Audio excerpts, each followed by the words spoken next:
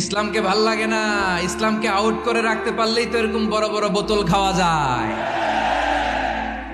একেবারে সহজ, পানির মতো সহজ, হিসাব একেবারে সহজ। সাইয়েদনা ওমর ফারুক রাদিয়াল্লাহু তাআলা আনহুর সন্তান আব্দুর রহমান মিশরে মদ খেয়ে মদ্যপ অবস্থায় ধরা পড়েছে।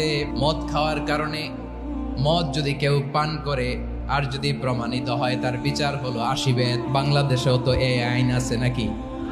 বাংলাদেশে আছে? হ্যাঁ, মদ খাইলে 80 বেত, এই আইন বাংলাদেশে চালু হোক। আমরা চাই কি চাই না? চাই সবাই।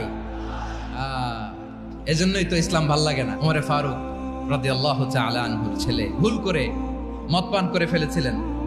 আব্দুর রহমান, ঘটনা ঘটেছে মিশরে। মিশরের গভর্নর তখন আমর ইবনুল আস রাদিয়াল্লাহু তাআলা আনহু।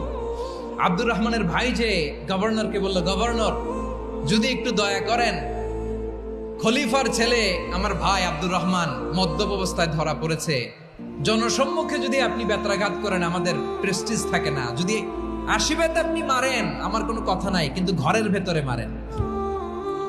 আব্দুর রহমানের ভাইয়ের সুপারিশ শুনে সাইয়েদনা আমর ইবনুল আস রাদিয়াল্লাহু তাআলা আনহু রাজি হয়ে গেলেন। ঘরের ভেতরে লোকচক্ষুর আড়ালে 80 বেত তিনি মানলেন।